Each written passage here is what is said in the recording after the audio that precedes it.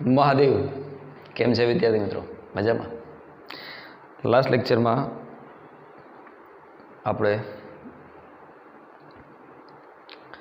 આ ચેપ્ટરનો સૌથી અગત્યનો ટોપિક દળ ઉર્જા, રાઈટ, માસ એનર્જી કન્સેપ્ટના બારામાં ચર્ચા કરી હતી. અને આપણે એવું સમજી ગયા હતા કે ઉર્જા અને દળ એક જ સિક્કાની બે બાજુ છે. ઉર્જાનું પ્રત્યક્ષ સ્વરૂપ અને દળ છે. દળને ફીલ કરી શકાય, મહેસૂસ કરી શકાય, ઉર્જાને એની અસર જોઈ શકાય. દાખલા તરીકે આપણા શરીરમાં ઉર્જા છે, આપણને ઠંડી લાગે છે, બરાબર, શિયાળામાં આપણે ઠંડી લાગતી હોય, આપણે બે હાથ આપણે કસીએ છીએ, આપણા હાથ ગરમ થઈ જાય છે. એ વસ્તુને આપણે જોઈ નથી શકતા, આપણે એને ખાલી શું કરીએ કે ફીલ કરીએ કે આપણા હાથ ગરમ થઈ ગયા. એ ગરમી હાથમાં ન થાય કે હાથ લાલ ચોળ ન થઈ જાય. હા, તો ઉર્જાને જોઈ નથી શકાતી, ઉર્જાની અસર જોઈ શકાય. જ્યારે બોમ્બ ફૂટે છે તો આજુબાજુની તબાહી આપણે જોઈ શકીએ છીએ. હે ને, આસપાસનો કાટમાળ બિલ્ડિંગો પડી જાય, હે ને, ઘણું બધું નુકસાન થઈ જાય, જાનમાલની હાનિ થાય, એ બધું આપણે જોઈએ છીએ. તો એ અસર છે. કોની અસર છે? ઉર્જાની. તમારી પાસે જે બોમ્બ છે, દાખલા તરીકે તમારી પાસે કોઈ ન્યુક્લિયર બોમ્બ છે, અણુ બોમ્બ છે, તો એ માસ તમારી પાસે છે. એ માસ જ્યારે ફૂટે છે, માસ શું થાય છે? બ્રહ્માંડમાં પડે છે, ડિઝોલ્વ થઈ જાય છે. તો એ માસની અંદર સંગ્રહિત જેટલી ઉર્જા હતી એ ઉર્જાનો ઉપયોગ, એ ઉર્જા બની શકે કે ગતિ ઉર્જા સ્વરૂપે હોય, બની શકે કે એ ઉર્જા ઉષ્મા સ્વરૂપે હોય. પણ એ ઉષ્મા આજુબાજુના વાતાવરણમાં શું કરશે? નુકસાન પહોંચાડશે. બરાબર. એનો ફાયદો થઈ શકાય, અને એનો સકારાત્મક ઉપયોગ પણ થઈ શકે અને એનો નકારાત્મક ઉપયોગ પણ થઈ શકે. એ મનુષ્યની મનસા પર આધારિત છે કે મનુષ્ય શું ચાહે છે, કઈ રીતે એનો ઉપયોગ કરવા માગે છે. આપણે એ ટોપિક પર પણ ચર્ચા કરશું જ્યારે આપણે ન્યુક્લિયર ફ્યુઝન ભણશું ત્યારે. આ ચેપ્ટરનો છેલ્લો ટોપિક. બરાબર. આજનો ટોપિક જે છે એ કોમ્પિટિટિવ એક્ઝામ માટે અને ગુજરાત બોર્ડ બંને માટે બહુ ઉપયોગી છે. બંધન ઉર્જા, ન્યુક્લિયર બાઇન્ડિંગ એનર્જી, ન્યુક્લિયરની બંધન ઉર્જા.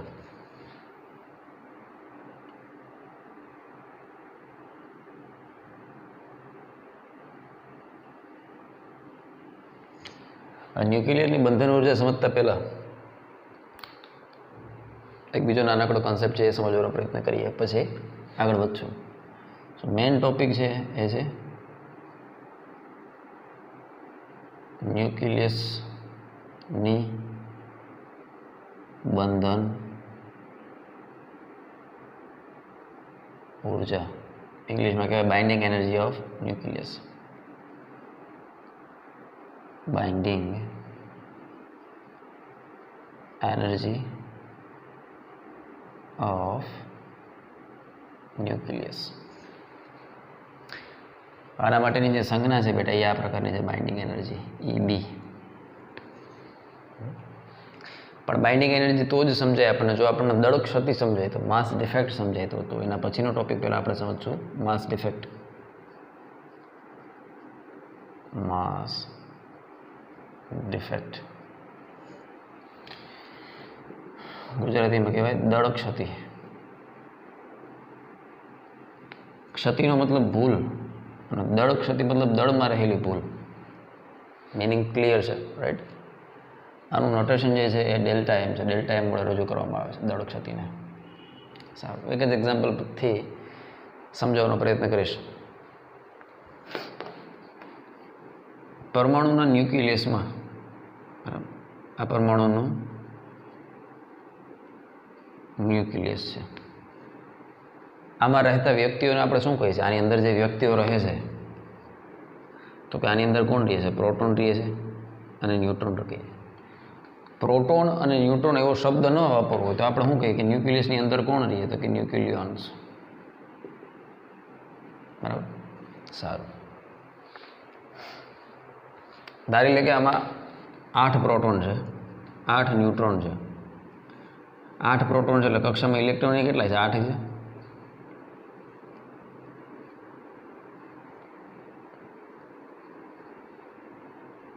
તો આ એક ઉદાહરણના સંદર્ભે હું તમને દળ ક્ષતિ સમજાવવાનો પ્રયત્ન કરીશ. શાંતિથી જોજો, એક જ મિનિટમાં સમજાઈ જશે. પણ એનું ફીલ, એનું છે ને ચોપડી સિવાયનું જે ચર્ચા છે એ હું ઉદાહરણથી સમજાવવાનો પ્રયત્ન કરીશ, પ્રેક્ટિકલી, રાઈટ, જે કોઈ ચોપડીમાં નહીં આપ્યું હોય.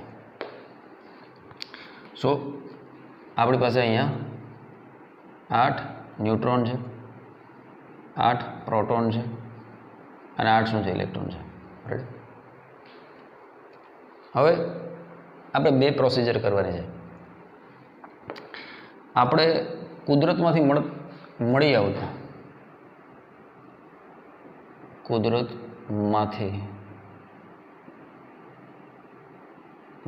આવતા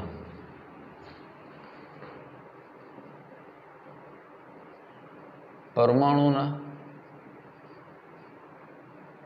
ન્યુક્લિયસનું દળ માપવું છે. દાખલા તરીકે તમારી ચોપડીમાં ઓક્સિજનનું ઉદાહરણ આપેલું છે 8O16, બરાબર? 8O16, 8 પ્રોટોન, 8 ન્યુટ્રોન અને 8 ઇલેક્ટ્રોન, બરાબર? કુદરતમાંથી ઓક્સિજન જે પ્રાપ્ત થાય એ પરમાણુના ન્યુક્લિયસનું દળ આપણે માપવું છે. તો પરમાણુના ન્યુક્લિયસનું દળ માપવા માટે શું કરવું પડે? તો કે એના 8 પ્રોટોન અને 8 ન્યુટ્રોનનું દળ માપવું પડે. 8 પ્રોટોન અને 8 ન્યુટ્રોનનું દળ માપવું પડે. ઇલેક્ટ્રોનનું દળ ન આવે. પરમાણુનું દળ કહીએ તો બધાનું દળ આવે. 8 ન્યુટ્રોન, 8 પ્રોટોન અને 8 ઇલેક્ટ્રોન આવે. ચોપડીમાં ઘણી જગ્યાએ આપણે અપ્રોક્સિમેટલી પરમાણુનું દળ હોય ને ન્યુક્લિયસનું દળ લઈ લઈએ છીએ, પણ થિયરી સમજાવતી વખતે એવું નહીં થાય. કારણ કે પરમાણુનું 99.99% દળ ન્યુક્લિયસમાં કેન્દ્રિત હોય, એટલે આપણે બહુ બાંધછોડ નથી કરતા. ક્યારેક ક્યારેક આપણે અપ્રોક્સિમેટલી પરમાણુનું દળ હોય એટલું જ ન્યુક્લિયસનું દળ લઈ લઈએ છીએ, પણ વાસ્તવમાં એવું નથી. 0.01% પણ દળ તો છે. રાઈટ. તો અત્યારે હું એમ કહું કે કુદરતમાંથી મળી આવતા પરમાણુના ન્યુક્લિયસનું દળ માપવું છે, તો વાસ્તવમાં કેનું દળ માપવાનું? ખાલી પ્રોટોન અને ખાલી ન્યુટ્રોનનું દળ માપવાનું છે. રાઈટ. આ દળ છે ને એ મેં માપ્યું જે કુદરતમાંથી મળી આવે છે, તો એ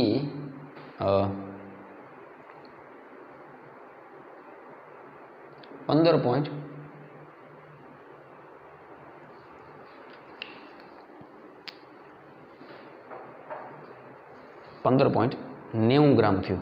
સાંભળજો.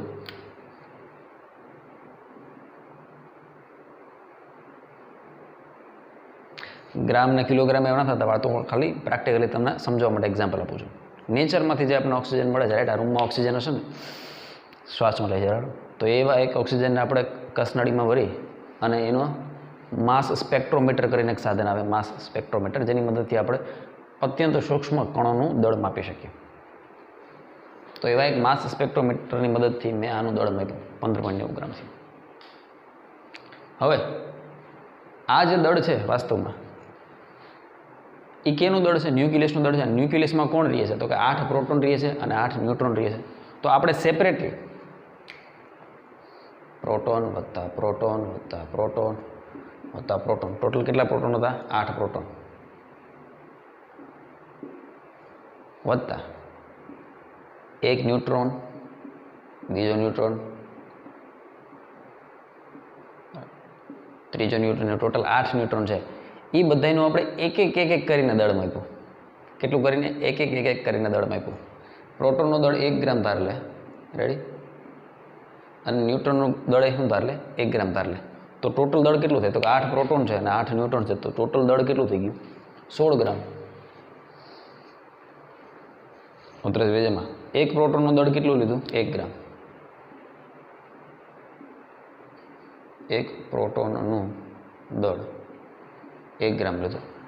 આવા કેટલા છે? 8 છે. એટલે ટોટલ દળ કેટલું થઈ ગયું? ટોટલ પ્રોટોનનું દળ તો કે 8 પ્રોટોનનું દળ 8 ગ્રામ.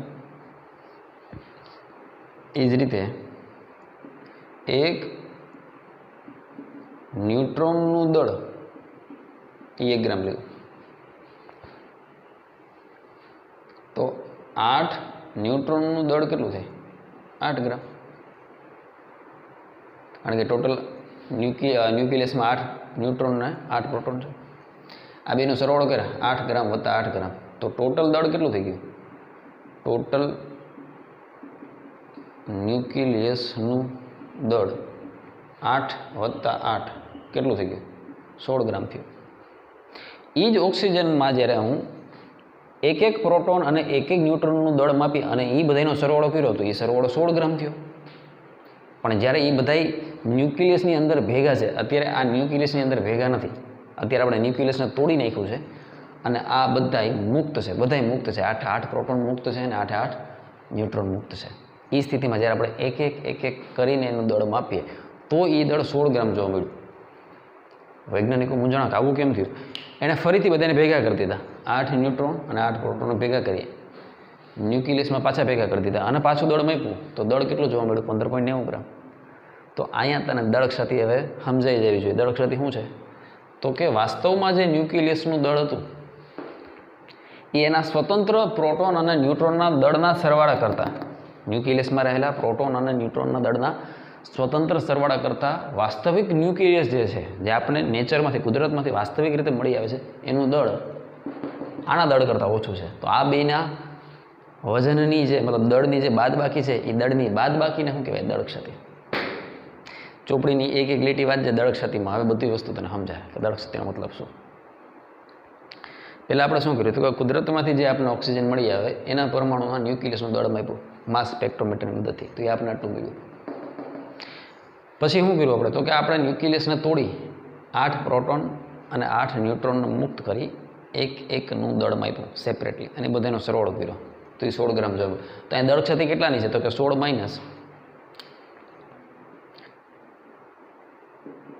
ગ્રામ માઇનસ 15.90 ગ્રામ. જવાબ કેટલો આવ્યો? 0.10 ગ્રામ. આ થઈ ગઈ દળ ક્ષતિ. આવે ફરી? હા કે ના? હવે ચોપડીમાં જે આંકડા લખ્યા છે એ આંકડાને સમજવાનો પ્રયત્ન કરીએ. ખબર પડી દળ ક્ષતિ કેને કહેવાય? ચોપડીમાં ખાલી કીધું છે કે દળ ક્ષતિ આ રીતે મપાય અને દળ ક્ષતિ પરથી ઉર્જા મેળવી શકાય. પણ એની ફિલિંગ જે છે, રાઈટ, એવું શા માટે થાય છે એ એમાં લખ્યું નથી. કદાચ લખ્યું છે તો આપણે વાંચીને ખબર નહીં પડે શું કહેવા માગે છે. 8 ઓ 16ની ચર્ચા કરીએ તો આપણને ખબર છે એના ન્યુક્લિયસમાં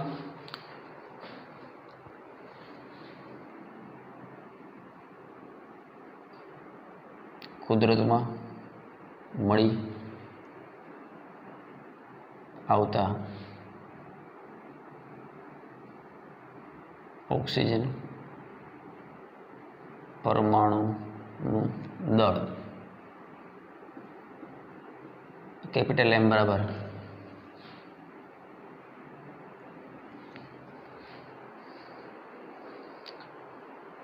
15.993.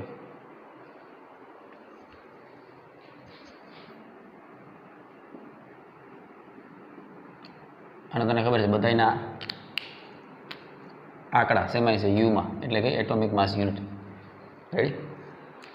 કુદરતમાંથી જે ઓક્સિજન પરમાણુનું ન્યુક્લિયસ મળી આવતું હતું, કુદરતમાંથી મળી આવતું ઓક્સિજન પરમાણુના ન્યુક્લિયસનું દળ, પરમાણુના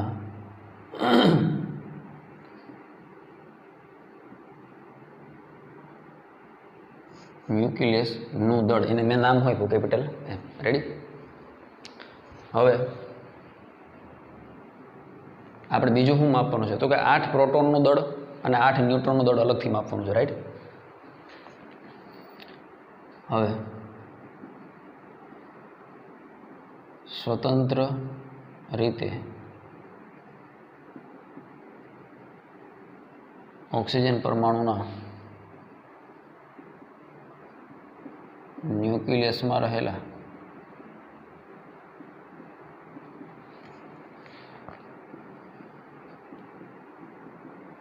પ્રોટોન અને ન્યુટ્રોનના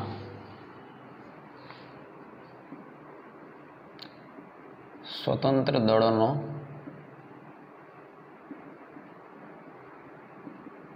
સરવાળો કરતા મળતું દળ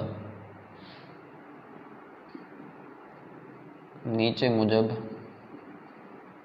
શોધી શકાય. હવે પ્રોટોનમાં આપણે આની સાથે સરખાવીએ ને ZXA એટલે પરમાણુ ક્રમાંક કેટલો થઈ ગયો? 8, એટલે કે Z જેટલો. A કેટલું થઈ ગયું? 16. તો ન્યુટ્રોન અંક કેટલો થાય બેટા? તો કે ન્યુટ્રોન અંક તમે જાણો છો A - Z. A minus Z. 16માંથી 8 જાય એટલે 16. બરાબર. સારું. બીજું આપણને એ ખબર છે કે દરેક પ્રોટોનનું દળ આપણે ધારી લઈએ. દરેક પ્રોટોનનું દળ બરાબર mp બરાબર દરેક ન્યુટ્રોનનું દળ બરાબર mn બરાબર. બરાબર. હવે આંકડા ચોપડીમાં આપ્યા છે. પ્રોટોનનું છે 1.00866 સોરી 0077727.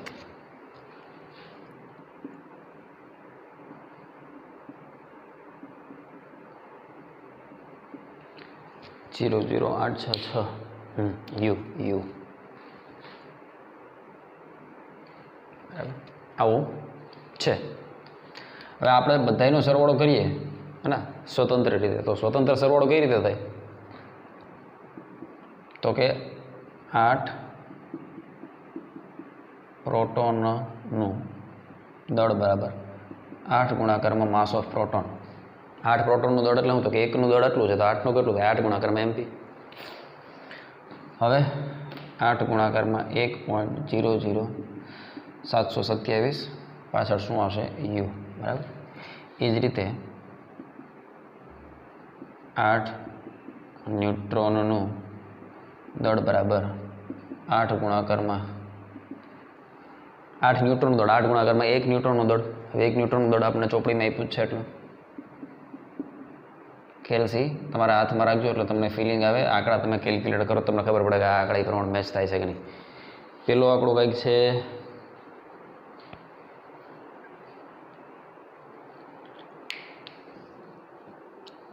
આમાં એ બધા ભેગું કરીને લખ્યું છે. આપણે એક એકનું લખીએ. આ થશે 8 ગુણાકારમાં 1.00727. આ થઈ ગયું બેટા 8.05 અને ન્યુટ્રોનનું દળનો સરવાળો થઈ ગયો 8 ગુણાકારમાં 1.00866. એટલે આ થઈ ગયું 8.06928. પાછળ યુ તો ખરું જ, રાઈટ. હવે જ્યારે તમે આ બેનો ટોટલ મારશો, રાઈટ, તો આ બેનો ટોટલ જે થઈ જશે એ કેટલો થઈ જશે? તો કે આ બેનું ટોટલ કરો તો થશે 8.05 16.12744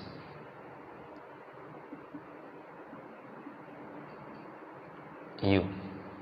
જોયું? અને આ એક માટે ને દુનિયાના કોઈ પણ તત્વ માટે હંમેશા આવું જ થશે. જ્યારે તમે એના ન્યુક્લિયસમાં જેટલા પણ તત્વ રહેલા છે, મતલબ એના ન્યુક્લિયસમાં જેટલા પણ ન્યુક્લિયન્સ છે એનું જો અલગ અલગ સ્વતંત્ર રીતે દળ માપશો અને એનો સરવાળો કરશો તો હંમેશા એ દળ વધારે આવશે. કેના કરતાં? તો કે કુદરતમાં નેચરલી જે ઓક્સિજન પરમાણુનું ન્યુક્લિયસ છે એનું દળ આટલું છે 15.8.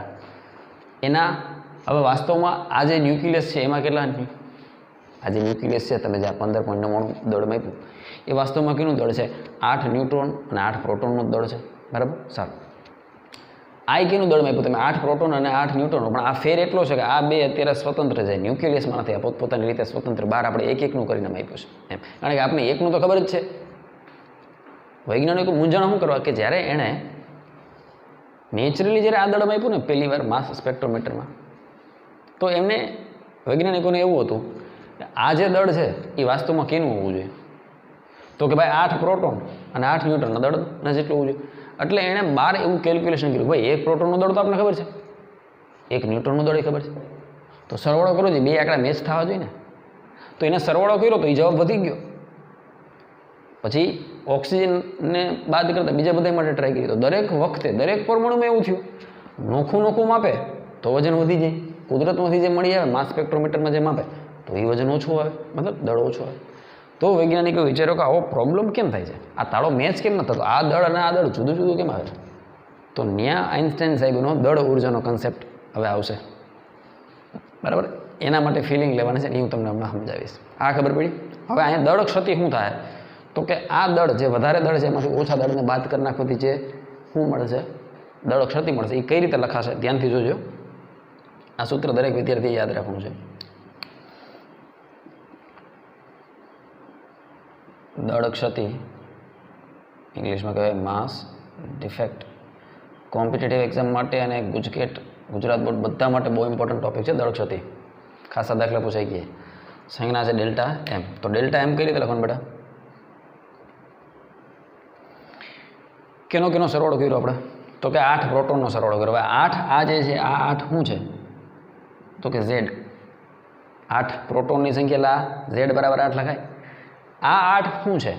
તો કે ન્યુટ્રોન છે. ન્યુટ્રોનને શું લખાય? A - Z. તો આ 8ની જગ્યાએ શું લખશું આપણે? A - Z લખાય. આને Z લખાય, આને A - Z લખાય. એક પ્રોટોનનું દળ MP, એક ન્યુટ્રોનનું દળ Mn. તો આપણને ખબર છે. તો ટોટલ દળ જે માપ્યું બેટા એ કેટલું હતું? તો કે Z ગુણાકારમાં MP વત્તા A - Z ગુણાકારમાં Mn માઇનસ કેપિટલ M. આવે છે ફિલિંગ? આવે છે ફિલિંગ? આ તો 8 આપણે કેના માટે લખીએ છીએ? ઓક્સિજન માટે છે. બધાય પરમાણુનો પરમાણુ ક્રમાંક 8 તો નહીં હોય. કોકનો 6 હોય, કોકનો 12 હોય, કોકનો 50 હોય, કોકનો 52 હોય. તો દર વખતે આપણે પ્રોટોનની માસ, જે પ્રોટોનનું માસ છે એક પ્રોટોન, એને શેનાથી ગુણશું? તો કે જેટલા કે પ્રોટોન કેટલા હોય પરમાણુ ક્રમાંક જેટલા. એટલે કોઈ પણ પરમાણુ માટે દળ ક્ષતિ કેમ થાય? તો કે પ્રોટોનનું દળ શોધો કુલ. તો એક પ્રોટોનનું દળ MP, તો Z જેટલા પ્રોટોનનું દળ કેટલું? ZMP. બરાબર. પછી આપણે શેનો સરવાળો કરવાનો હતો? ન્યુટ્રોનનો. તો આ 8 શું છે વાસ્તવમાં? ન્યુટ્રોન. ન્યુટ્રોન અંક કઈ રીતે મળે? તો કે A - Z. એક ન્યુટ્રોનનું દળ Mn, તો A - Z ગુણાકારમાં Mn કરો એટલે કુલ દળ મળી જાય.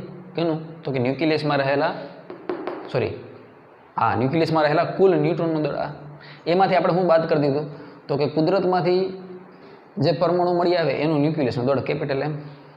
તો હવે અહીંયા આપણી પાસે સરવાળો તૈયાર છે. ZMP આ વત્તા આ માઇનસ આ. એટલે અહીંયા દળ ક્ષતિ કેટલી થશે બેટા? તો કે 16.12744 U માઇનસ 15.99053 U. આની બેટા બાદબાકી કરશો તો ઓક્સિજન પરમાણુ માટે જે દળ ક્ષતિ જોવા મળી એ જોવા મળે છે 0.13691 U. 0.13691 U. રેડી? હવે હું તમને બંધન ઉર્જા તરફ લઈ જઈ ધીરે ધીરે. પણ આ વસ્તુ ખબર પડી કે ઓક્સિજન પરમાણુ માટે દળ ક્ષતિ કઈ રીતે મળે? તો કે કુદરતમાંથી જે ઓક્સિજન પરમાણુ મળી આવ્યું એનું દળ આટલું હતું. આ દળ વાસ્તવમાં શેનું બનેલું હોય? તો કે એના ન્યુક્લિયસમાં જે કાંઈ વ્યક્તિઓ છે એ બધાના વ્યક્તિના દળ જેટલું. ન્યુક્લિયસમાં કોણ રહે? તો કે 8 ન્યુટ્રોન, 8 પ્રોટોન. એનું સેપરેટ દળ માપ્યું તો એટલું થયું વધારે 16 પોઈન્ટ સમથિંગ. તો 16 પોઈન્ટ સમથિંગમાંથી આ 15 પોઈન્ટ સમથિંગ બાદ કરો અને જે કાંઈ ફેર આવે એને કહેવાય દળ ક્ષતિ. આવું કોઈ પણ તત્વ માટે તમે ગણી શકો. રાઈટ? તો એના માટેનું જનરલ સૂત્ર દળ ક્ષતિનું છે તો કે ટોટલ પ્રોટોનનું દળ વત્તા ટોટલ ન્યુટ્રોનનું દળ માઇનસ પરમાણુના ન્યુક્લિયસનું દળ. રેડી? આ સૂત્ર તમારા દળ ક્ષતિ માટે યાદ રાખો. ગોખતા નહીં. ક્યાંથી આવ્યું ના સૂત્ર એ સમજવાનો પ્રયત્ન કરજો. છાપો હાલો. છાપો બરાબર.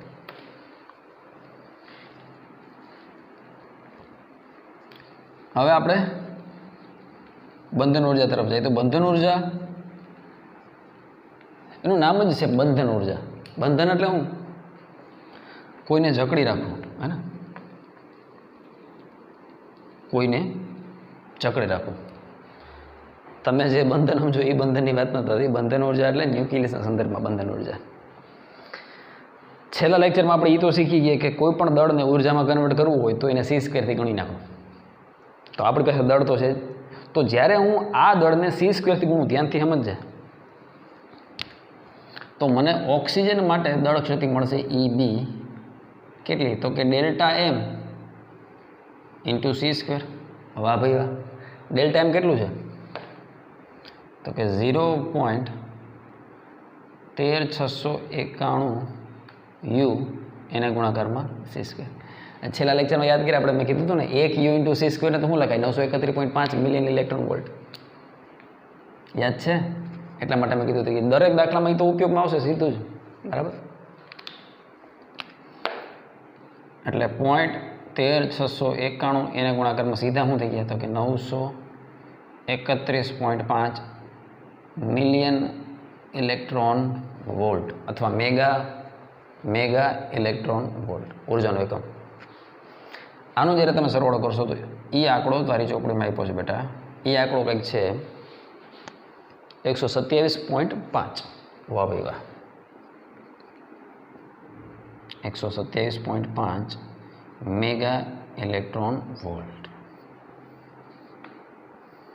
આ થઈ ગઈ ઓક્સિજનની બંધન ઉર્જા. ઓક્સિજનની શું થઈ ગઈ? બંધન ઉર્જા. ઓક્સિજનના ન્યુક્લિયસની બંધન ઉર્જા. રાઈટ. હવે આનું આપણે પ્રેક્ટિકલ ફિલિંગ લેવાનો પ્રયત્ન કરીએ કે વાસ્તવમાં આ શું છે, આ ઉર્જા આટલી બધી આવી ક્યાંથી, બરાબર. એક વસ્તુ તો તને ક્લિયર છે, છેલ્લા લેક્ચરમાં મેં તને સમજાવ્યું હતું. દળ ઓછું થયું તો એ શેમાં કન્વર્ટ થઈ જાય? ઉર્જામાં કન્વર્ટ થઈ જાય. રેડી. કેટલું દળ ઓછું થયું? આટના જેટલું દળ ઓછું છે, બરાબર. હવે એના સંદર્ભે આપણે સમજવાનો પ્રયત્ન કરશું. પોઝ કરીને આમાં લખવું તો લખી નાખ, બાકી ચોપડી બધું આપ્યું છે.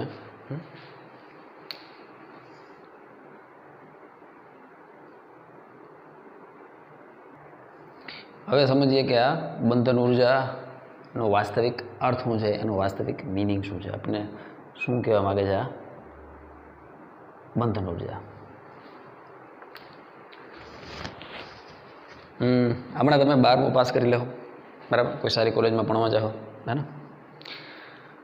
તમે દાખલા તરીકે અમદાવાદ કોઈ સારી કોલેજમાં એડમિશન લીધું, બરાબર. આ કોલેજની હોસ્ટેલ ફૂલ થઈ ગઈ છે, તમારે 12 રૂમ રાખીને રહેવાની વાત છે. તો તમે એક રૂમ પસંદ કર્યો જેનું ભાડું 1000 રૂપિયા છે. કેટલું છે? 1000 રૂપિયા, બરાબર. તમારું રૂમનું ભાડું. સારું.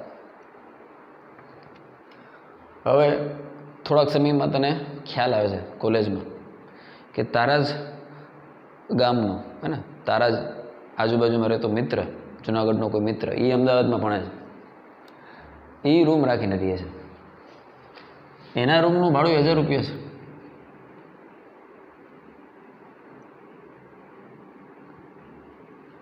એના રૂમનું ભાડું કેટલું છે? 1000 રૂપિયા. તો એ બે વિદ્યાર્થી એવું વિચારે છે કે આપણે બે કે નોખા રહીએ છીએ ને, એટલે આપણે બેનું ભાડું જાજુ છે.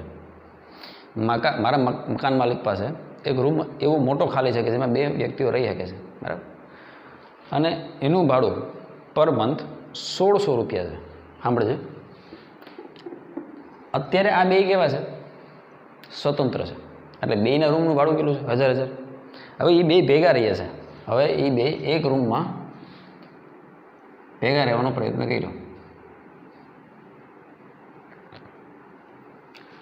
જ્યારે સેપરેટ હતા ત્યારે બેનું ભાડું કુલ કેટલું થતું હતું? ભલે બે એક 2000 હતા, પણ ટોટલ પૈસા કેટલા થતા હતા મકાન માલિકને? 2000. હવે એ જ બે વ્યક્તિ છે, બરાબર, એક મોટા રૂમમાં શિફ્ટ થઈ ગયા, તો એનું ભાડું 1600 રૂપિયા છે પર મંથ.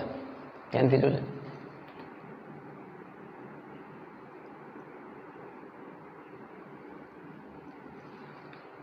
પર મંથ કેટલું છે? 1600 રૂપિયા. ત્યાંથી સમજો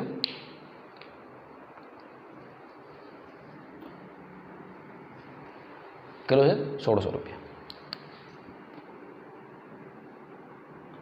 એનો મતલબ બેયના ભાગે કેટલા આવ્યા?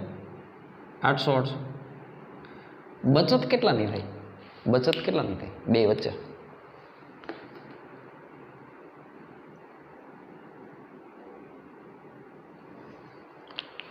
₹400 બચત થઈ.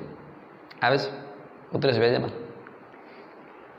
બે વિદ્યાર્થી જ્યારે નોખા રહેતા હતા તો 2000 પે કરતા હતા. ટોટલ 2000 પે કરતા હતા. બે ભેગા રહેવા માંડ્યા તો 1600 રૂપિયા બે વચ્ચે આપતા હતા. પર હેડ 800. બચત 400 રૂપિયાની થઈ. થોડોક ટાઈમ રહ્યો ને, કોઈ પણ વ્યક્તિનું અસલી ચરિત્ર ત્યારે જ સામે આવે જ્યારે આપણે એને ભેગા રહીએ, છે ને. સીધી વાત છે ને. દૂરથી જોઈને તો બધા હારા જ લાગે. ડુંગરા દૂરથી જ રડિયામણા હોય, હે ને. તો કોઈ સાથે આપણો રૂમ શેર કરીએ ત્યારે જ આપણે ખબર પડે ને. હા, આપણે હોતી વખતે લાઇટ બંધ જોતી હોય, કોકને ચાલુ જોતી હોય, હા ને, આપણે ફૂલ પંખો જોતો હોય, કોકને ધીમો જોતો હોય, તો એ બધા પ્રોબ્લેમ ક્યારે ચાલુ થાય? જ્યારે રૂમ શેર કરો ત્યારે. 1 મહિનામાં 2 વિદ્યાર્થીને ખબર પડી ગઈ કે આપણે હવે 2 ભેગા રહી શકીએ એમ નથી. એ ફરીથી નોખો થવાનો પ્રયત્ન કરવા માગે છે, પણ પાછું ને યાદ આવે છે. શું યાદ આવે? કે જો નોખા થઈ જાઉં તો 1000 રૂપિયા દેવા છે. અટાણે ભેગા છીએ, ભલે આપણો રૂમ પાર્ટનર આપણે ફાવતું નથી, પણ દર મહિને 200 રૂપિયા તો વધે. નોખો હતો, એકલો હતો, તો એને 1000 રૂપિયા દેવા પડતા હતા. ભેગો રહી છે તેને 200 રૂપિયાનો શું ફાયદો થાય?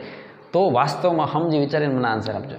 આ આન્સરમાં જ તમારું આખું સમગ્ર બાઇન્ડિંગ એનર્જીનો કન્સેપ્ટ છુપાયેલો છે. વાસ્તવમાં આ 2 વિદ્યાર્થીને ભેગા રાખવા માટે મજબૂર કોણ કરે છે? આ 1600 રૂપિયા કે આ 400 રૂપિયાની બચત? સમજી વિચારીને આન્સર આપજો. એક રૂમમાં આ 2 વિદ્યાર્થીઓને ભેગા રાખવા માટે કોણ મજબૂર કરે છે? 1600 રૂપિયા મજબૂર કરે કે 400 રૂપિયાની બચત મજબૂર કરે? હોશિયાર વિદ્યાર્થી સમજે કે સાહેબ 400 રૂપિયાની બચત મજબૂર કરે. ખબર છે કે 400 રૂપિયાના કારણે આપણે દર મહિને 200 રૂપિયાનો ફાયદો થાય છે.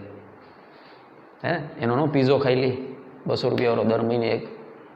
સીધી વાત છે. જો નોખા થઈ જાય તો 1000 રૂપિયા ભાડામાં જ હોય છે. આવા જ ફિલિંગ હું કહેવા માગું. તો વાસ્તવમાં આ 400 રૂપિયાની મજબૂરી એ બેને શું રાખે છે? ભેગા રાખે છે. સાંભળજો. તો જ્યારે એ 2 સેપરેટલી 1000 આપતા હતા, જ્યારે એ 2 સેપરેટલી 1000 આપતા હતા, ત્યારે એના ભાગ માટે કાંઈ નહોતું વધતું, હે ને? બરાબર. અહીંયા જ્યારે એ 2 ભેગા છે તો પર હેડ કેટલા મળે છે? 200 વાપરવાના મળે છે. તો મેં કીધું એમ કે આ 400ની જે અછત છે, 400ની અછત, બચત શબ્દ નથી વાપરતો, 400ની અછત. અત્યારે ટોટલ કેટલા હતા? 2000. એમાંથી હવે ભાડું કેટલું થયું? 1600. તો આ જે હાલ બચત શબ્દ વાપરે વાંધો નહીં, બચત 400 રૂપિયાની છે, બરાબર. 2 બાંધે છે અને નોખો થવા જ માગે છે, પણ નોખા શું કરવા નથી થતા? તો કે 400 રૂપિયા પર મંથ, 200 રૂપિયાનો ફાયદો, હે ને? એકને 200નો ટોટલ 400. જો કોઈ વ્યક્તિ એને એમ કહી દે, અથવા એનો મકાન માલિક જ એને એમ કહી દે કે ભાઈ કાંઈ વાંધો નહીં, તમારે નોખા રૂમમાં રહેવું તો રહ્યો, હું તમને 200 રૂપિયા સામેથી આપીશ, એટલે તમારે મને 1000 રૂપિયા દેવાના.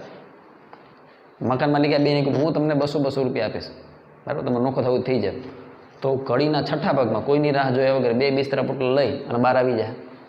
કેમ? તો કે હવે જે 200 રૂપિયાની અછતના કારણે 2 જોડાયેલા હતા, 200 રૂપિયાની બચતના કારણે 2 જોડાયેલા હતા, એ પ્રશ્ન દૂર થઈ ગયો. કેમ દૂર થઈ ગયો? તો કે મકાન માલિકે કીધું હું તમને 200 રૂપિયા આપીશ, 800 તો અમે દેવાના જ છે, તો 200 મકાન માલિકે દીધા, પાછા 2 સેપરેટલી થઈ ગયા.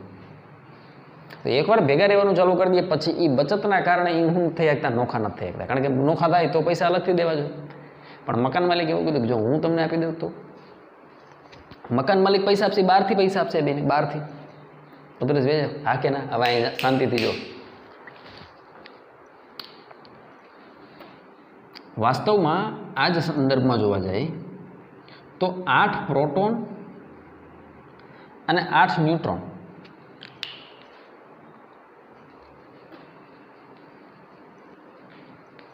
8 પ્રોટોન અને 8 ન્યુટ્રોન જ્યારે સેપરેટ રહે છે બેટા,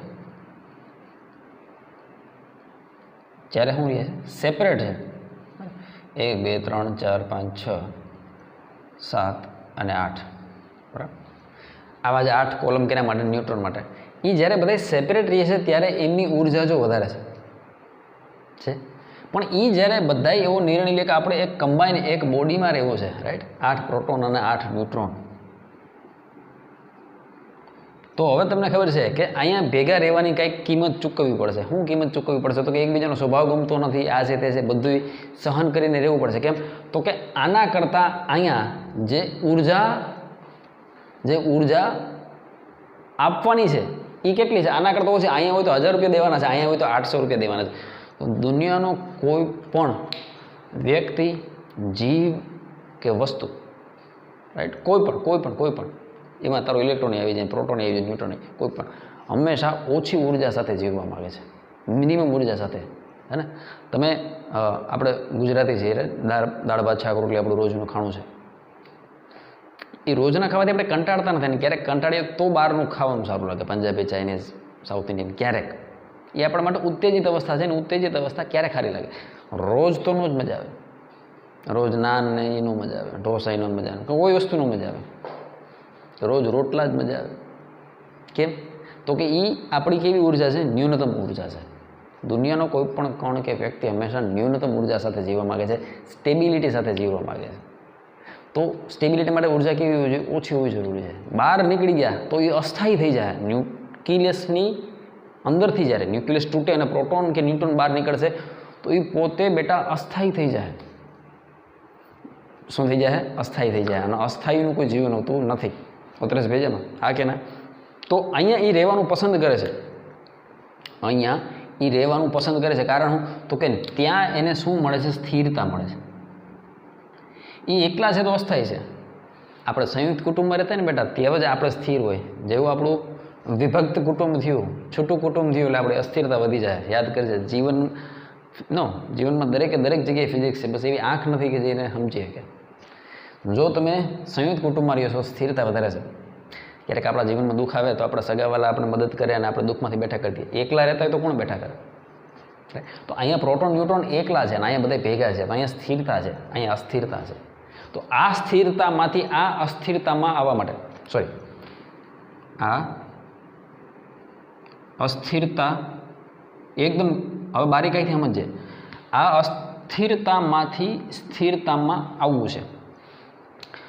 અસ્થિર શું કરવા છે? તો કે અહીં ઉર્જા વધુ છે, ઉર્જા વધુ છે અને એકદમ આખો કોટડો ઉતરી જાય. ઉર્જા વધુ છે, ઉર્જા ઓછી કરવી છે, ઉર્જા ઓછી કરવી છે. તો છેલ્લા લેક્ચરમાં તો શીખવાડ્યું શું? ઉર્જાનું પ્રત્યક્ષ સ્વરૂપ શું છે? દળ છે. તો આ 8 પ્રોટોન અને 8 ન્યુટ્રોને વિચાર્યું કે થોડું દળ ઓછું કરી નાખો, થોડું દળ ઓછું કરી નાખ્યું. એ દળ કેટલું ઓછું કર્યું? તો કે દળ ક્ષતિ જેટલું દળ ઓછું કર્યું. દળ ક્ષતિ જેટલું દળ ઓછું કર્યું. અહીંયા જે દળ હતું એ 16 પોઈન્ટ સમથિંગ હતું, અહીંયા જે દળ હતું એ 15 પોઈન્ટ સમથિંગ હતું. તો આમાંથી ઉર્જા ઓછી કરવા માટે હું ઓછું કરી નાખ્યું? દળ ઓછું કરી નાખ્યું. ઉતરેશ વેજામાં આવે છે ફિલિંગ? હું કહેવા માગું છું, દળ ઓછું થવાથી ઉર્જા મુક્ત થઈ. ક્યાં મુક્ત થઈ? બ્રહ્માંડમાં મુક્ત થઈ, આસપાસના વાતાવરણમાં મુક્ત થાય. પણ એના પરિણામે આને શું પ્રાપ્ત થઈ ગઈ? સ્થિરતા પ્રાપ્ત થઈ ગઈ. ન્યુક્લિયસની અંદર એ 8 પ્રોટોન અને 8 ન્યુટ્રોન વધુ સ્થિર થઈ ગયા. ઉર્જા ઓછી કરવાનું બાનું શું હતું? તો કે ઉર્જા ઓછી કરવાનો પ્રકાર હતો કે દળ ઓછું કરી નાખો. જો એટલે આઇન્સ્ટાઈન મહાન છે, એટલે આઇન્સ્ટાઈન સાહેબ બહુ મહાન છે. નકર જો એમણે આઇન્સ્ટાઈન સાહેબે આ ઇક્વેશન ન આપ્યું હોય કે ભાઈ માસને એનર્જીમાં કન્વર્ટ કરી શકાય અથવા એનર્જીને માસમાં કન્વર્ટ કરી શકાય, તો આપણે કોઈ દી સમજી ન હોય કે ગધનું અસ્થિરતામાંથી સ્થિરતા પ્રાપ્ત કરવા માટે દળ શું કરવા ઓછું કરવું પડે. એક 125 કિલોનો વ્યક્તિ છે, અતિશય ભારે છે. એ 25 કિલો વજન ઓછું કરી નાખે ને બેટા તો એ સ્થિર થઈ જાય. કુદરતમાં બીજું આયોજન છે કે એક 25 કિલોવાળો વ્યક્તિ છે, એ વજનમાં મારા જેટલી હાઈટ હોય 25 કિલો જ વજન હોય તો હા સિંગલ પટ્ટી, તો એ 25 કિલો વજન મેળવી લે તો સ્થિર થઈ જાય. આપણે એવું શીખશું ચેપ્ટરના અંતમાં. ન્યુક્લિયસ બહુ મજાનું ચેપ્ટર છે. તો અતિશય ભારે છે એ શું કરશે? વજન ઓછું કરી અને સ્થિર થવાનો પ્રયત્ન કરશે. જે અત્યંત દુબળું છે એ વજન મેળવી અને સ્થિર થવાનો પ્રયત્ન કરશે. રાઈટ? તો અહીંયા અસ્થિરતામાંથી સ્થિરતા પ્રાપ્ત કરી. કયા સંદર્ભમાં? દળ ઓછું કરીને સ્થિરતા પ્રાપ્ત કરી. નોખો નાખવાતા દળ વધારે હતું, ભાડું વધારે હતું, ભેગા આવી ગયા, ભાડું ઓછું થઈ ગયું. તો એ 200 રૂપિયા શું થયા? મુક્ત થયા. ઉતરેશ ભેજેમાં હા કે ના? આ તો ખાલી એક્સપ્લેન કરવા સમજાવવા માટે ઉદાહરણ આપ્યું હતું તને. રેડી? આવે છે ફિલિંગ? હવે એનાથી એક સ્ટેપ આગળ વધીએ. આ ડેલ્ટા એમ જે આપણને મળ્યું અહીંયા કેટલું? આટલું 0.13691 યુ આટલું દળ ક્ષતિ છે. આને જ્યારે આપણે બેટા ઉર્જામાં કન્વર્ટ કરીએ તો 127.5 મિલિયન ઇલેક્ટ્રોન વોલ્ટ ઉર્જા મળી. તો આનાથી બીજી વસ્તુ શું સાબિત થઈ ખબર? આમાંથી આમાં એને 12 આવવું હતું, આમાંથી એને 12 આવવું હતું તો કેટલાની ઘટ હતી? 400 રૂપિયાની ઘટ હતી અને પર હેડ 200-200ની ઘટ હતી. જો કોઈ વ્યક્તિ 12 થી 400 રૂપિયા આપી દે એટલે પાછું 2000 જેટલું લેવલ થઈ ગયું. તો હોશિયાર છોકરો મને આનું મિનિંગ સમજાવ કે આ 127.5 નો મતલબ શું થાય? ફટાફટ પ્લીઝ ઝડપથી. આનો મતલબ શું થાય? જો તારે અત્યારે દળ ઓછું કરી અસ્થિરતામાંથી સ્થિર થઈ ગયા ડેલ્ટા એમ જેટલું દળ ઓછું કરી અને સ્થિર થઈ ગયા. ડેલ્ટા એમને સમકક્ષ ઉર્જા જે મળી આપણને આટલી મળી 127.5 મેગા ઇલેક્ટ્રોન વોલ્ટ. આનો મતલબ શું થયો ખબર? હવે જો તારે ઓક્સિજનના ન્યુક્લિયસને તોડવું છે અને ફરીથી આ 8 પ્રોટોન અને 8 ન્યુટ્રોનને મુક્ત કરવા છે બેટા, તો તારે બહારથી કેટલી ઉર્જા આપવી પડે? 127.5 મેગા ઇલેક્ટ્રોન વોલ્ટ જેટલી તું ઉર્જા બહારથી આપીશ ત્યારે આ 8 પ્રોટોન અને 8 ન્યુટ્રોન મુક્ત થઈ જાય, પોતાની રીતે સ્વતંત્ર રહેવા માંડશે. અહીંયા મકાન માલિક બહારથી 400 રૂપિયા દઈ દે તો 1600 400 2000 થઈ ગયા ફરીથી રહેવા માટે સક્ષમ. તો વાસ્તવમાં 400 રૂપિયા છે એ શું છે? તો કે એ છે ન્યુક્લિયસની બંધન ઉર્જા. યાદ આવી તો ને, બંધન ઉર્જા. હમણાં મેં તને શબ્દ કીધું હતું, આ બેને ભેગા કોણ રાખે છે? 1600 રૂપિયા નહીં પણ 400 રૂપિયાની બચત એ આને ભેગા રાખે છે. બચત જ શું છે? ન્યુક્લિયસની બંધન ઉર્જા. આ 127.5 મેગા ઇલેક્ટ્રોન વોલ્ટની અછત અત્યારે છે આની પાસે. આની પાસે ઉર્જા ઓછી છે. કેમ? કારણ કે દળ ગુમાવી દીધું. તો આટલી ઉર્જા ઓછી છે એના કારણે એ બધા ભેગા પડ્યા છે. જો કોઈ વ્યક્તિ બહારથી ને ઉર્જા આપે, આટલી ઉર્જા બહારથી આપી દે તો એ બધા સેપરેટ થઈ જાય. ઉતરેશ બેજેમાં. તો આ થઈ ગઈ બંધન ઉર્જા. હવે કોઈ પણ ન્યુક્લિયસને તોડવું, એ ન્યુક્લિયસ કેટલું જલ્દી તૂટશે કે નહીં તૂટે એનો આધાર એની બંધન ઉર્જા પર છે. જેમ બંધન ઉર્જા વધારે છે, એમ એનો સ્ટેબિલિટીનો કોન્સેપ્ટ છે એ વધારે. કારણ કે તોડવા માટે બહારથી એટલી ઉર્જા આપવાની છે, તો જેમાં ઉર્જા વધારે એમ તોડવા માટે વધારે મહેનત કરવી પડશે. ઉતરેશ વેજા. એનાથી આગળ ચાલી અને એક બીજો કોન્સેપ્ટ છે બાઇન્ડિંગ એનર્જી પર ન્યુક્લિયન. યાદ રાખજે, એનાથી પણ અગત્યનો કોન્સેપ્ટ. બાઇન્ડિંગ એનર્જી પર ન્યુક્લિયન. ન્યુક્લિયન દીઠ બંધન ઉર્જા. ન્યુક્લિયન દીઠ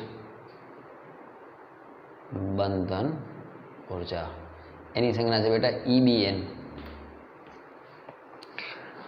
400 રૂપિયાની અછત એ આખા ન્યુક્લિયસ માટે છે. મેં જો એવું લખ્યું, ન્યુક્લિયસની બંધન ઉર્જા. પણ એકને કેટલા આપવાના છે? તો કે એકને તો 200 જ દેવાના છે, એટલે મુક્ત થઈ જાય. તો આ 200 કેમ મળ્યા? 400 ભાગ્યા કેટલા જણા રહીએ છે? 2 જણા. તો આ 127.5 મેગા ઇલેક્ટ્રોન વોલ્ટ કેટલા વ્યક્તિને ભેગા રાખે છે? તો કે 8 પ્રોટોન અને 8 ન્યુટ્રોનને ભેગા રાખે છે. ટોટલ 16 જણાને ભેગા રાખે. તો હવે ધ્યાનથી વાંચ. બાઇન્ડિંગ એનર્જી પર ન્યુક્લિયન શું થાય? તો કે ભાઈ EBNનું સૂત્ર તો બહુ સરળ થઈ ગયું. હોશિયાર વિદ્યાર્થીને ખબર પડે કે કુલ બંધન ઉર્જા છે એને 16 ભાગમાં વિભાજિત કરો. અહીંયા 16 ભાગમાં વિભાજિત કરો, રાઈટ? તો એ શું થઈ ગયું? બાઇન્ડિંગ એનર્જી પર ન્યુક્લિયન. પણ દર વખતે 16 જ ન હોય ને, દર વખતે કેટલા હોય? તો કે ન્યુટ્રોન અને પ્રોટોનની સંખ્યા જેટલા. તો ન્યુટ્રોન અને પ્રોટોનની સંખ્યા અથવા કુલ દળ કઈ રીતે રજૂ કરીએ? ZXA. આના દ્વારા ન્યુક્લિયનની કુલ સંખ્યા એ છે. તો EBN is equal to nothing but binding energy પર A. એના ફેમિલીમાં જેટલા પણ મેમ્બર છે એ મેમ્બરની સંખ્યાથી એને ભાંગી નાખો એટલે પર ન્યુક્લિયન તને ઉર્જા મળે. દાખલા તરીકે બાઇન્ડિંગ એનર્જી EBનું મૂલ્ય છે 100 મેગા ઇલેક્ટ્રોન વોલ્ટ અને કુલ મેમ્બર એના 10 છે. તો બાઇન્ડિંગ એનર્જી પર ન્યુક્લિયન શું થઈ? તો કે 100 મેગા ઇલેક્ટ્રોન વોલ્ટ ભાગ્યા 10. એટલે એકને છૂટો કરવો હોય, એક પ્રોટોન કે એક ન્યુટ્રોન આમાંથી છૂટો કરવો હોય તો કેટલી ઉર્જા આપવી પડે? 10 મેગા ઇલેક્ટ્રોન વોલ્ટ જેટલી. એકને છૂટો કરવો હોય, મકાન માલિક ખાલી એકને જ 200 રૂપિયા આપશે તો આ તો બેના સંદર્ભમાં વાત કરું છું ખાલી, રાઈટ? તો એક જ મુક્ત થાય. ઉતરેશ બેજામાં બાઇન્ડિંગ એનર્જી પર ન્યુક્લિયન શું થઈ? આવે છે ફિલિંગ? હે ને? આ એક જ એક્ઝામ્પલ પ્રોપરલી સમજી જાય તો મજા આવશે કે વાસ્તવમાં બંધન ઉર્જા શા માટે જરૂર છે. બંધન ઉર્જા હવે સાંભળ, બંધનમાં રાખશે ને. કોના બંધનમાં? ન્યુક્લિયસના બંધનમાં. તો એને સ્થિરતા પ્રાપ્ત કરવા માટે બંધનમાં રહેવા માટે કંઈક ભોગ દેવો પડશે. અત્યારે બંધનમાં છે. કેના બંધનમાં છે એવું સમજ કે ભાઈ મેં એક પેન લીધી, એ પેન મારી છે એટલે મેં લખ્યું સાગર, બરાબર? એ પેનની કિંમત 20 રૂપિયા છે. તો એ પેનની મારી માલિકી છે, એ મારા બંધનમાં છે. બહારથી તારે જો એ પેન જોતી હોય, તું મને બહારથી 20 રૂપિયા આપી દે રોકડા, હેલ્યો સાહેબ આ 20 રૂપિયા, આ પેનને છૂટી કરો, આ પેન મુક્ત થઈ ગઈ. ઉતરેશ ભેજામાં. તો આ બાઇન્ડિંગ એનર્જી થઈ ગઈ. હવે મારી પાસે 10 પેન છે. આવી કેટલી? 10 પેન છે. તો કુલ બાઇન્ડિંગ એનર્જી કેટલી થઈ ગઈ? 200. સોરી, હા 200. એકની 20 છે તો 10 પેનની કિંમત કેટલી થઈ ગઈ? 200 રૂપિયા. તો આ 200 રૂપિયા છે એ શું થઈ ગયું? 10 પેનની કિંમત. એક પેનની કિંમત કેટલી થઈ? 200 ભાગ્યા 10, 20 રૂપિયા. તો આ બાઇન્ડિંગ એનર્જી પર ન્યુક્લિયોન થઈ ગઈ 20. આના 200 શું થઈ ગઈ? Binding energy. ઉતરે પેજ? હા કે ના? હા ના? Best example. તો 20 આ 10 પેનને મુક્ત કરવી હોય તો 200, એક પેનને મુક્ત કરવી હોય તો 20. જો આખા ન્યુક્લિયસને મુક્ત કરવું હોય, બધાને ન્યુટ્રોન પ્રોટોન તોડી નાખો હોય તો 100 મેગા ઇલેક્ટ્રોન વોલ્ટ. એકને જોતું હોય તો 10. રાઈટ. તો બાઇન્ડિંગ એનર્જી પર ન્યુક્લિયોન એટલે શું? તો કે ન્યુક્લિયોન દીઠ બંધન ઉર્જા, અને બાઇન્ડિંગ એનર્જી એટલે આખા ન્યુક્લિયસની બંધન ઉર્જા. ઉતરે છે ને? એક્ઝામ્પલમાં મજા આવી? ખબર પડી હું કહેવા માગું છું? રાઈટ. તો અસ્થિરતામાંથી સ્થિરતા પ્રાપ્ત કરવા માટે એની પોતાનું દળ ઓછું કરી નાખ્યું. એ દળને આપણે શેમાં કન્વર્ટ કરી નાખ્યું? ઉર્જામાં કન્વર્ટ કરી નાખ્યું. હવે જેનાથી આપણે ખ્યાલ આવશે કે કોઈ પણ પરમાણુને તોડવો છે તો કેટલી ઉર્જાની જરૂર પડશે, તો કે એનું દળ ક્ષતિ ગોતી લ્યો. એની દળ ક્ષતિ ગોતી અને એને ઉર્જામાં કન્વર્ટ કરી નાખો, એટલી ઉર્જા બહારથી આપો એટલે એ તૂટી ગયું. રાઈટ. આ દુનિયામાં સૌથી મજબૂત ધાતુ છે આયરન, Fe56. રાઈટ. એની બાઇન્ડિંગ એનર્જી સૌથી વધારે છે પર ન્યુક્લિયન બાઇન્ડિંગ એનર્જી સૌથી વધારે. એટલા માટે લોખંડને તોડવું સૌથી અઘરું છે. બરાબર. તો આ વિડીયોમાં અહીંયા સુધી રાખશું. સ્વાધ્યાયના પહેલો, બીજો, ત્રીજો, ચોથો, પાંચમો અત્યાર સુધીમાં આપણે જેટલા પણ કોન્સેપ્ટ ભણી ગયા એ, કારણ કે આ બધાના દાખલામાં પોઈન્ટ પછીના જાજા આંકડાની ગણતરી છે, એટલે બહુ ઓછા દાખલા હું ગણાવીશ, પણ દાખલા બધે થઈ જાય છે તારીખમાં. રેફરન્સ એ છે, અને ન રેફરન્સ હોય તો એમને મેં તારા જાતે સોલ્વ થઈ જાય એવા દાખલા છે. બરાબર. એટલે એટલા સ્વાધ્યાયના દાખલા ગણી નાખજે. ક્યાં? 1 થી 5 દાખલા. રેડી? ક્યાંય અટકો તો મને મેસેજ કે ફોન કરી શકો છો. રાઈટ. કે સર આ દાખલો નથી થતો. 39 પેજામાં આવે છે ફિલિંગ દળ ક્ષતિ એટલે હું. બરાબર. અને બંધન ઉર્જા એટલે હું, બંધન ઉર્જા પર ન્યુક્લિયન એટલે હું. હવે ચોપડીનો એક શબ્દ વાંચે બધું જ સમજાય, શાંતિથી બધું સમજાય. ક્યાં સુધી વાંચવાનું છે એ તને કહી દઉં. ચોપડીમાં ચેપ્ટર ચાલુ થયું છે 438 પેજ પરથી, ત્યાંથી લઈ અને 443 પેજ પૂરા થઈ 444માં પેજ નંબર પર એક સમીકરણ છે 13.9, ત્યાં સુધીનું આપણે અત્યારે સુધી ચાલી ગયું છે. હવે ઓલો આલેખથી આપણે આવતા લેક્ચરમાં ચાલુ કરશું. જે પેજ નંબર 444 પર એક આલેખ આપ્યો છે ત્યાંથી આપણે આવતા લેક્ચરમાં ચાલુ કરશું. ત્યાં સુધીનું બધું જ દરેક વિદ્યાર્થીને આવડવું જોઈએ. બરાબર. 3 ઉદાહરણ થઈ ગયા છે 13.3, અને સ્વાધ્યાયના પહેલા 5 દાખલા તમારે હોમવર્કમાં કરવાના છે ફરજિયાત. બરાબર. આ કે ના થઈ જાય ને? સરસ. લ્યો તો આ વિડીયોમાં અહીં સુધી રાખશું. મહાદેવ.